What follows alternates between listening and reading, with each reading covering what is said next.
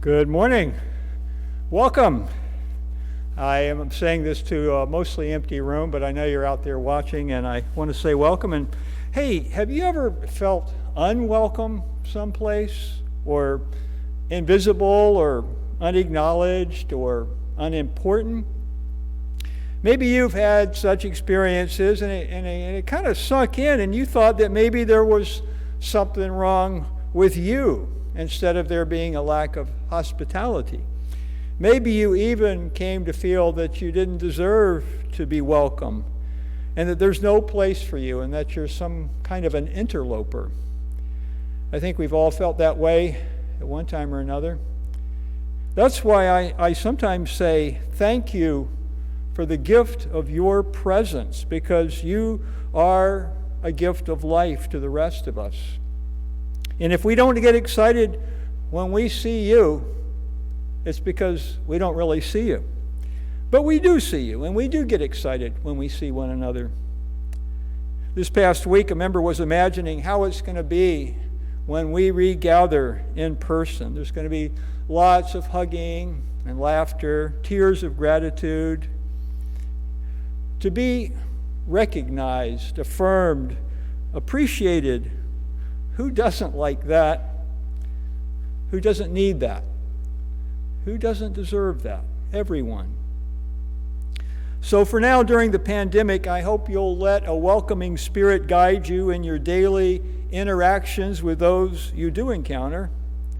And let's envision that time, perhaps in the next few months, I think, when we'll be here together and we can make our welcomes to one another spiritually uplifting encounters.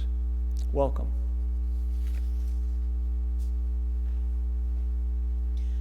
Our opening hymn today is Our World is One World. It's number 134 in the Gray Hymnal.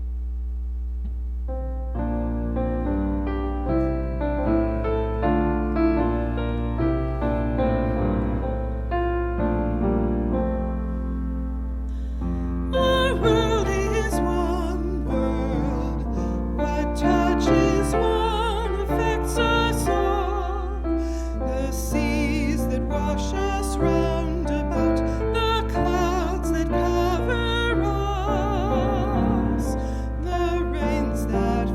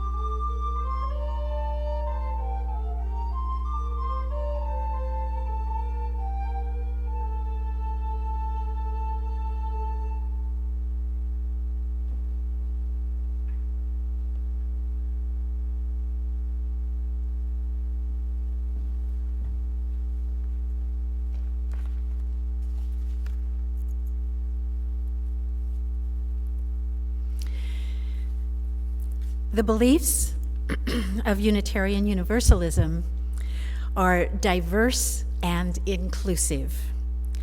We have no shared creed. Our shared covenant, which can be found in our 7 principles, supports the free and responsible search for truth and meaning. Please join me in saying our affirmation. Love is our doctrine. Compassion is our way.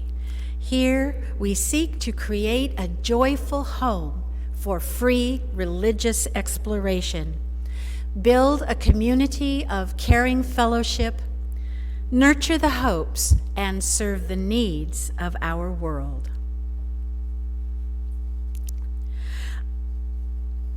For the gift of this day and for our community of spiritual nurture and compassion, we give thanks.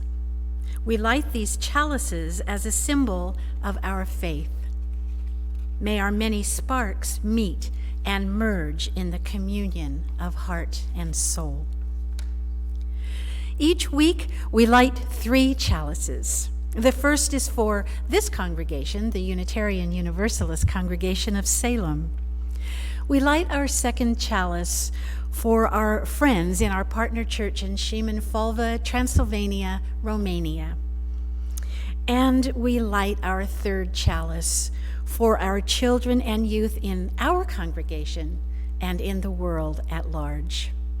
Please join me as we sing the flame into life. Rise up, O flame, by thy light glowing, show to us beauty, vision, and joy. Hello, and welcome to the Time for All Ages portion of the service. The story I'm going to tell you today is called Bird's Nest by Sarah Conover. Long ago in China, there lived a monk who perched in a certain tree every day to meditate. No matter if the tree swayed in the fierce winds and rain, the monk settled himself comfortably high up in the tree. Because of this, he was nicknamed Bird's Nest by the village folk nearby. Many of the villagers passed beneath the monk while hunting or while gathering wood in the forest. After a time, they became used to the monk. Some began to stop and talk of their concerns with Bird's Nest. They liked the things he had to say, and soon Bird's Nest became known for his kind and thoughtful words. After more years, the monk's wise reputation spread throughout the province. Visitors from different cities hiked to the remote forest for advice. Even the governor of the province decided that he too would like to visit Bird's Nest to discuss matters of importance. So, one spring morning, the governor set off to find him. After traveling several days, he at last located the Bird's Nest tree in a dense forest. The monk sat calmly, high in the topmost branches, enjoying the warmth of the bird songs of spring. Looking up at the governor shouted, "Bird's Nest, I am the governor of this province, and I have come a great distance to speak with you. I have the most important question." The governor waited for a reply, but heard only the pleasant sounds of leaves stirring in the breeze. The governor continued, "This is my question. Tell me, Bird's Nest, what is it that all of the wise ones have taught? Can you tell me the most important thing the Buddha ever said?" There was a long pause, just the soft rustle of leaves again. Finally, the monk called down from the tree, "This is your answer, governor. Don't do bad things. Always do good things. That's what the Buddha taught." But the governor thought this answer far too simple to have walked 2 days for. Irritated and annoyed, the governor stammered, "Don't do bad things? Always do good things? I knew that when I was 3 years old, monk." Looking down at the governor, Bird's Nest replied with a wry smile. Yes, the 3-year-old knows it, but the 80-year-old still finds it very difficult to do. The moral of this story is, why look for truth in distant lands? Seek it in the depths of your own heart. Thanks be, and may all beings be happy. Please do consider joining us for the Children and Family Service being held live on Sunday mornings at 9:45 a.m., just before the live general service via Zoom.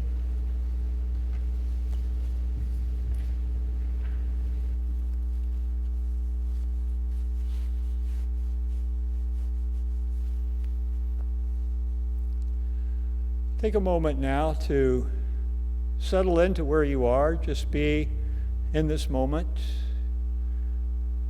If you want to take a breath to center yourself, that's a good thing. So I'm speaking to you at your home, and I wonder if you have a pet. If you have a pet, and they're up for it, why don't you hold your pet, cradle and pet and stroke your beloved animal friend in the ways you know brings them pleasure, a sense of connection, a sense of being cared for.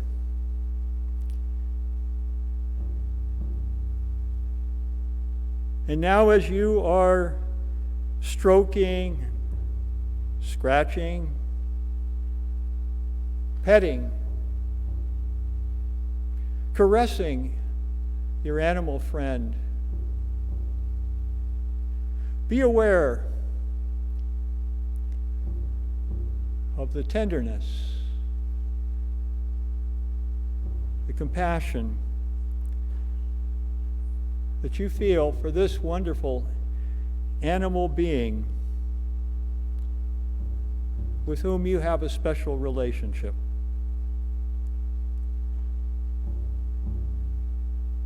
Be aware of your capacity to feel this way towards other beings born into this world for a short span of years.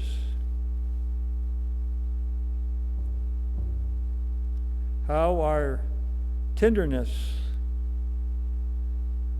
how our kindness and compassion blesses others, how it blesses us, how it blesses us all,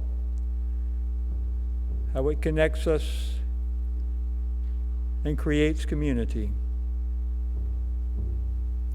Let the light of compassion fill your heart, and let it guide you. Let it be practiced daily in your life. Gratitude and compassion are our way. It's dinner time. Steaming hot bowl, vegetable soup. Too hot to eat. I lift spoonful after spoonful to let it air cool so I can eat it.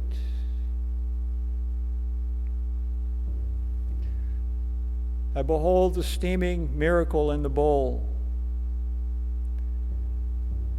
Delicious vegetables swimming in hot broth.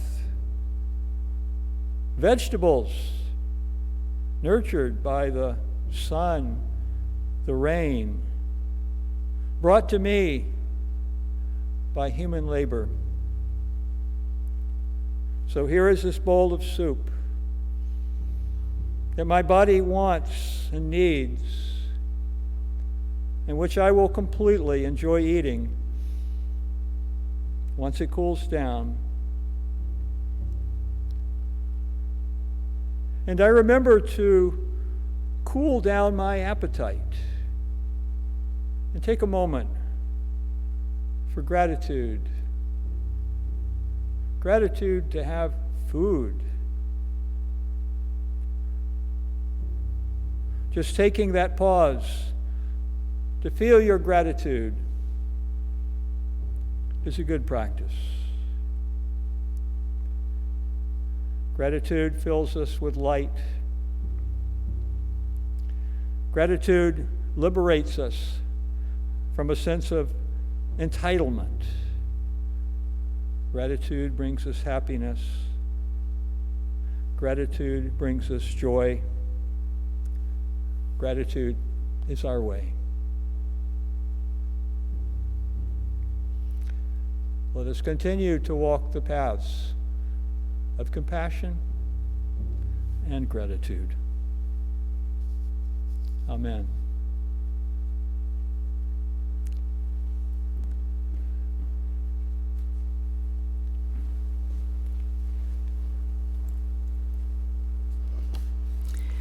You are welcome to submit a joy or a concern to the UUCS website as shown here on the screen, or you may refer to your online newsletter to find this website.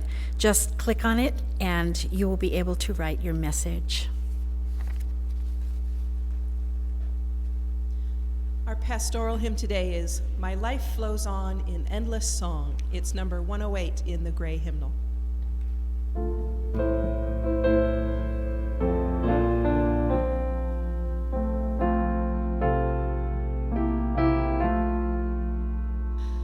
My life flows on in endless song above earth's lamentation. I hear the real, though far off hymn that hails a new creation. Through all the tumult and the strife, I hear the music ringing. It sounds an echo in my soul. How can I keep from singing? What though the tempest roars? I know the truth it liveth. What though the darkness round me close? Songs in the night it giveth. No storm can shake my inmost calm, while to that rock I'm clinging. Since love prevails in heaven and earth, how can I keep from singing?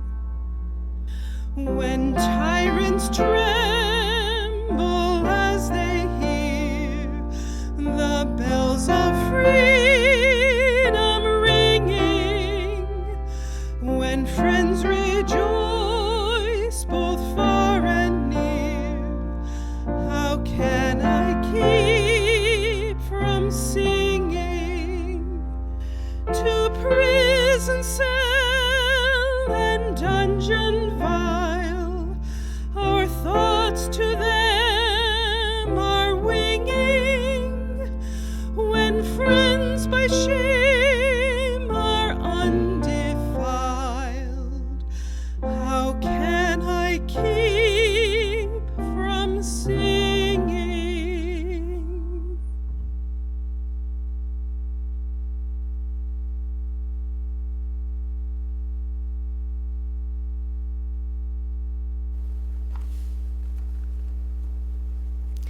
We are one, a diverse group of proudly kindred spirits, here not by coincidence, but we choose to journey together. We are active and proactive. We care deeply. We live our love as best we can. We are one, working, eating, laughing, playing, singing, storytelling, sharing, and rejoicing, getting to know each other, taking risks, opening up, questioning, seeking, searching, trying to understand, struggling, making mistakes, paying attention, asking questions, listening, living our answers, learning to love our neighbors, learning to love ourselves, apologizing and forgiving with humility, and being forgiven through grace, creating the beloved community together. We are one.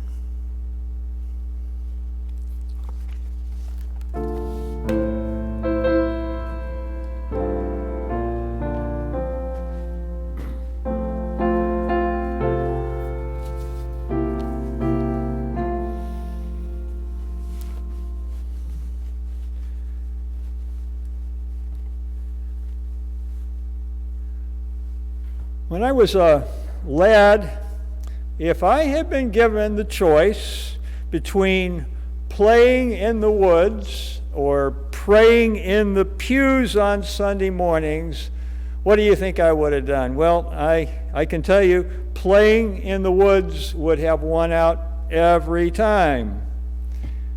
Yet, in direct violation of my constitutional rights, I was compelled by my mother to attend an official Christian worship service. I found church and Sunday school to be deadly dull. And I didn't see much evidence that people really took Jesus' call to love one another. I didn't see a whole lot of evidence that people really took that very seriously. I viewed all of this with a great deal of skepticism. Yet for some reason, the Bible was in a different category for me. I figured there must be something authoritatively true about this revered text, so I decided I was going to read it from cover to cover. I think I'm about 12 years old at the time. I think I got about as far as the 7th book of Genesis. I think I got bogged down in a thicket of begats, as in which generation begat which other one, and I was thinking, who cares? This begat boredom in me, and I abandoned the project. But still, I assumed that the good book was the storehouse of infallible wisdom. And certain passages leaped up into my consciousness as being especially significant. Like when Jesus says, "Many are called, but few are chosen." Many are called, but few are chosen. That stuck with me. That stark quote, plucked out of context, struck me as revealing some daunting truth about life. Namely, that only a spiritual elite or elect, some high-achieving perfectionists, would be able to attain the necessary moral perfection to pass muster with the Almighty. So I figured you're going to have to work like hell to get into heaven or find salvation or wisdom or whatever it is that the few make it to. Later as an adult, I encountered similar sentiments in Eastern religious traditions. In the Hindu tradition's Katha Upanishad, I read that the path is sharp, like a razor's edge, the sages say, difficult to traverse.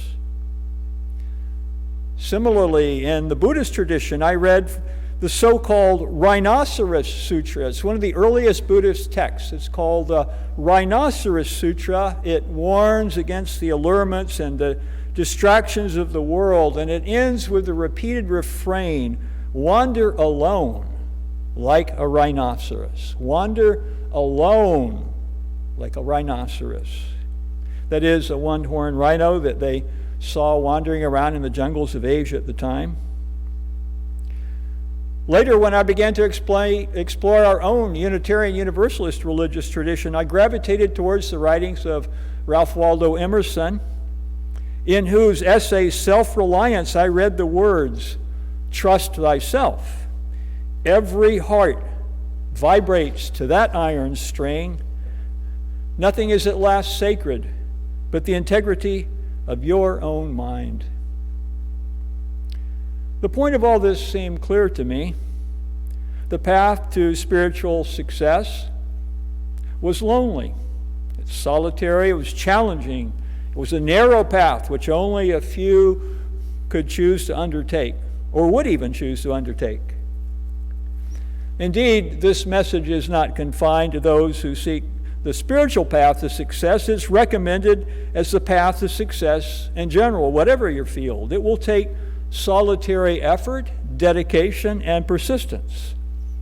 That's the map we're given to follow on the road to success. The kind of success that society understands and champions and promotes, which calls to mind Oregon, the state of Oregon's official motto. Do you know the official motto of Oregon? It's, "She flies with her own wings." Is that self-reliance? We do it ourselves. Or Frank Sinatra's song, "I Did It My Way." We've played that at more than one memorial service here over the years. Doing it your way, all by yourself, is indeed the path to success. Certain kind of success. The success of personal accomplishment. The success of personal accomplishment looks vastly different according to who you are. For some, it's material success, getting wealthy. For some, it's professional recognition or artistic achievement. For some, it is honing your unique skills, even if they're not marketable or well compensated. It's all about personal, professional growth and development. And this kind of success has value, even though, really, it's deluded to think that anyone achieves anything all alone.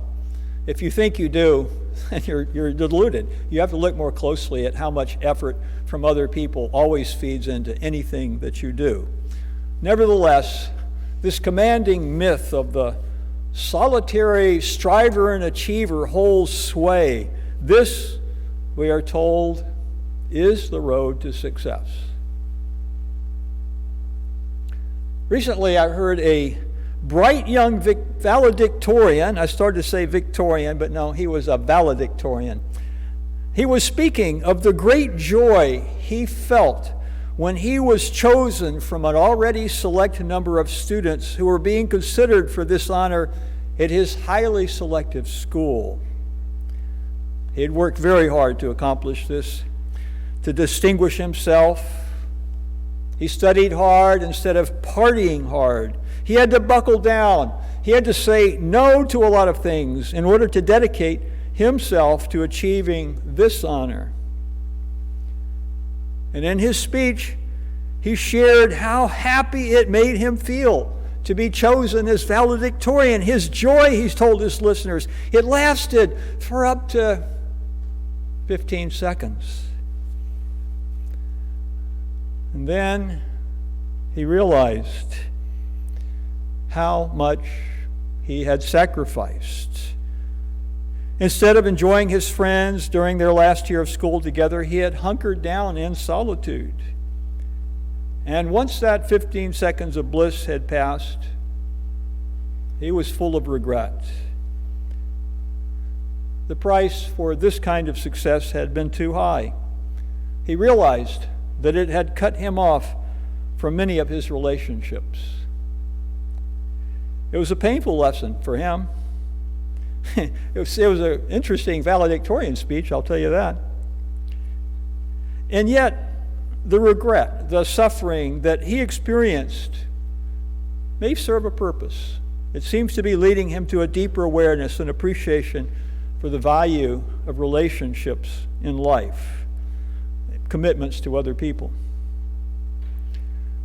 Our culture teaches us to strive for individual success.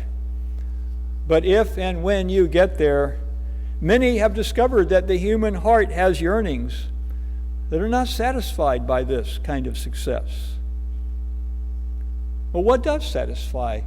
How about a spiffier new version of success? No, I don't think so. I don't think that the road to success is a new path. I don't think that the answer to the road to success that our heart's deepest yearnings look for, I don't think the answer is new. It's long been out there. It's been around.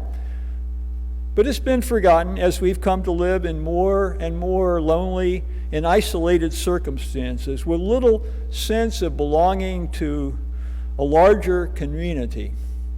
So many people have no sense of connection to a larger community. In his book, Tribe, Arthur Sebastian Junger notes that in the earliest days of our national history, European settlers noticed something that unsettled them. And it's this: whenever Europeans were captured by Native Americans, there'd be a raid or something, maybe some children, I don't know. But whenever they were captured and they had the opportunity to return to civilization, many people didn't want to come back. They didn't want to come back. In fact, there was a discernible pattern of settlers defecting and going to live in Native American communities. I never learned that in my American history classes, but it's true. Alternately, whenever Native Americans were captured and given opportunities to assimilate into the settler society, they invariably did all they could to get the heck out of there. They wanted to escape. And this made no sense to the settlers. After all, theirs was, according to their view, a more advanced, superior civilization. But in fact, the communal life in Native American society, it provided a sense of connection and belonging that the individualistic norms of the settler society lacked, and was therefore more attractive to many people. And you could understand why, I think. Now, that was a long time ago. And yet the problem of social isolation has gotten more extreme now than at any point in American history, I would say. For a variety of complex reasons, people are now more isolated and separated, alone.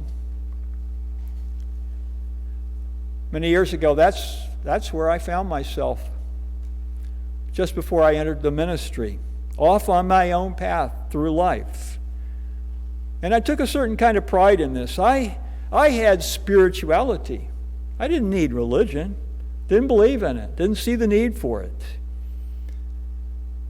Today, I would characterize my attitude as the kind of pride that you see in spiritual elitism, which covers up an underlying need to think that you're somehow better than most other folks who are deemed unenlightened. But what's the difference between spirituality and religion? A lot of common ground there, but much could be said about this, but I appreciate the way one rabbi put it, and he said, spirituality is an emotion. Religion is an obligation. Spirituality soothes, religion mobilizes. Spirituality is satisfied with itself, religion is dissatisfied with the world. And to which the rabbi adds, spirituality lasts and deepens only if it is lived out within the maddening community of organized religion. I might not completely agree with this characterization of spirituality and religion, but there's some points in there that are really worth taking in.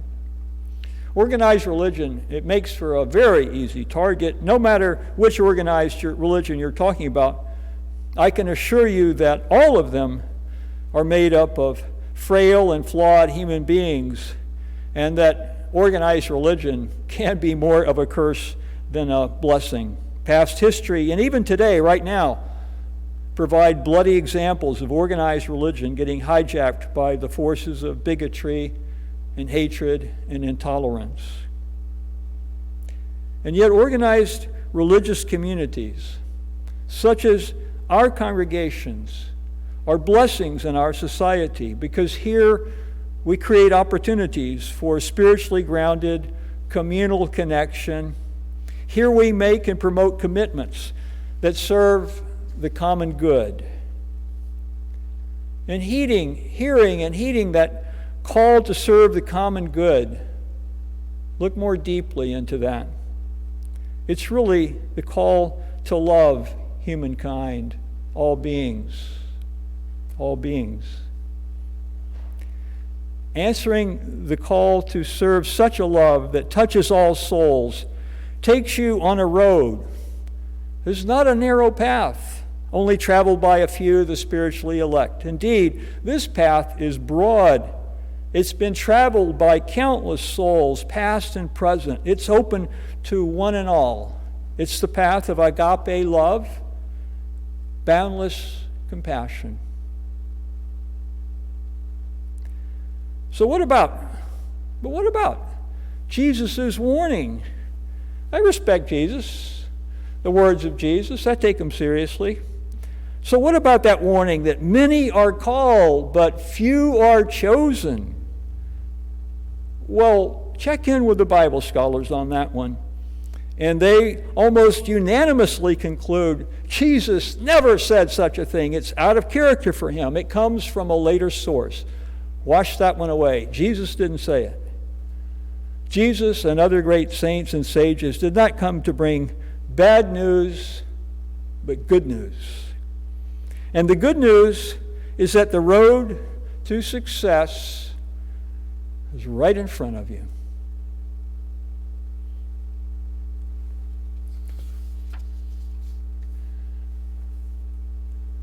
Will you join me now for a period of quiet reflection, prayerful reflection? Think of your life, the journey of your life. So much of it alone. And yet be aware of your connections to others. Your family, your friends, your community. Be aware that you are part of something great, greater than you can imagine. Be aware that you are being called by love, to move into relationships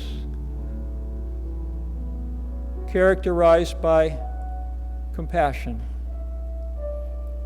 and understanding, helpfulness.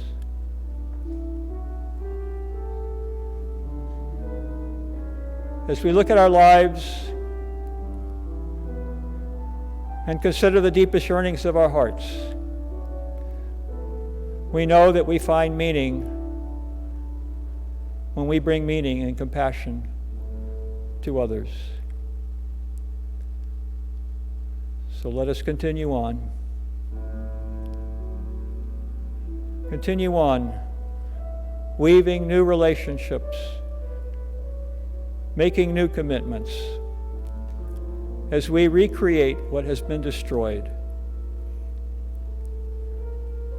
as we rebuild what has been torn down. Together we are called. Amen.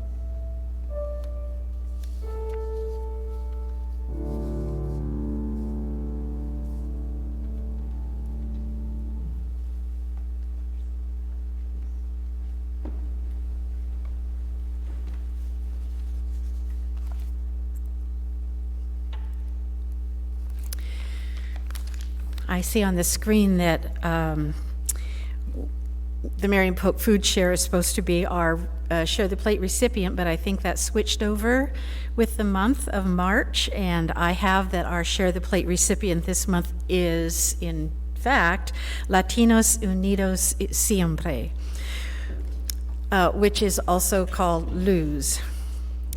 LUSE was founded in 1996 by a group of Latinx youth in Salem who decided to take a stand against the constant profiling and criminalization of youth of color by local authorities and of immigration raids terrorizing their families at that time. Since then, LUSE has grown into an organization that empowers youth through leadership development, which is exercised through civic and community engagement and grassroots organizing. Latinos Unidos Siempre works around issues of immigration rights and economic, environmental, and racial justice, as well as any local issues that affect youth members and their families.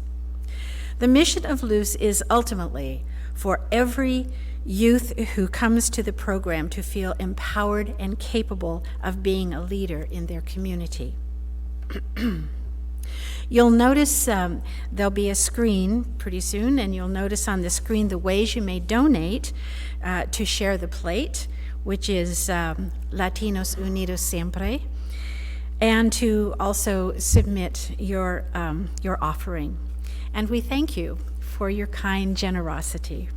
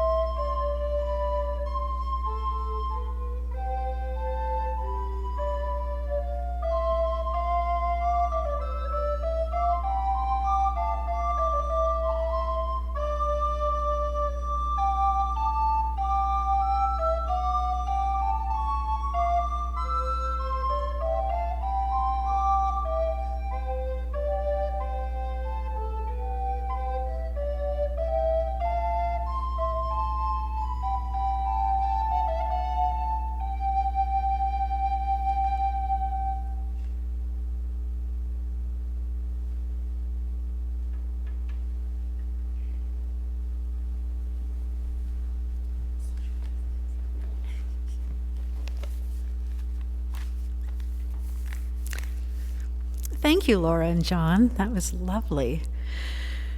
We light our social justice candle each week to remind us of the many ways this congregation extends support, caring, and kindness to the wider world. There you go. And now we extinguish these flames, but not the light of truth, the warmth of community, and the fire of commitment. These we carry in our hearts until we are together again.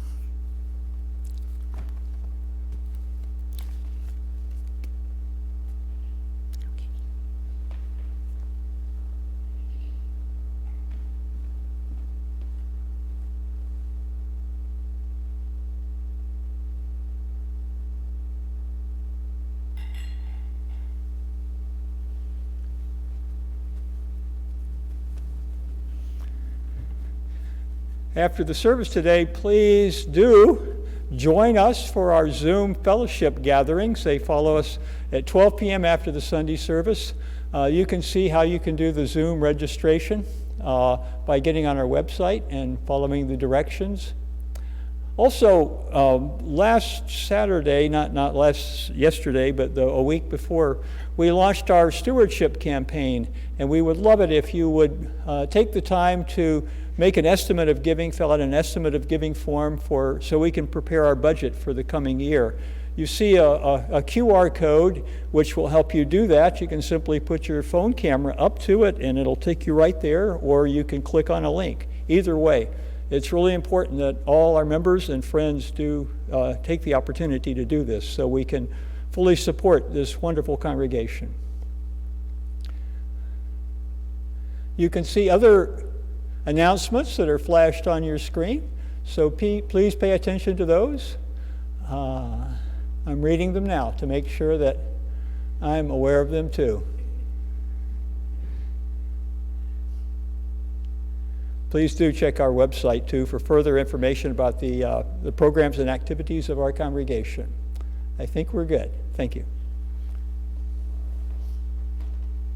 Our closing hymn today is number 121 in the gray hymnal, We'll Build a Land.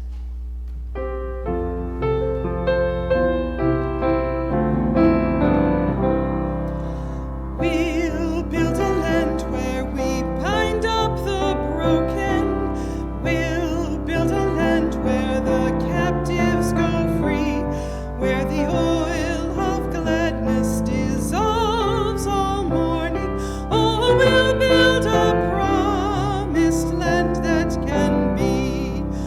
Come, build a land where sisters and brothers, anointed by God, may then create peace, where justice shall roll down like waters, and peace like an ever-flowing stream.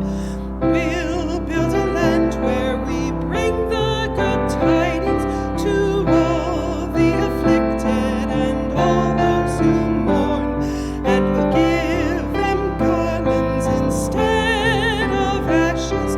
Oh, we'll build a land where peace is born. Come, build a land where sisters and brothers, anointed by God, may then create peace, where justice shall roll down like waters, and peace like an ever-flowing stream. We'll be a land building up ancient cities, raising up devastations from old, restoring ruins of generations. Oh, we'll build a land of people so bold. Come, build a land where sisters and brothers, anointed by God, may then create peace, where justice shall roll down like waters, and peace like an ever-flowing stream.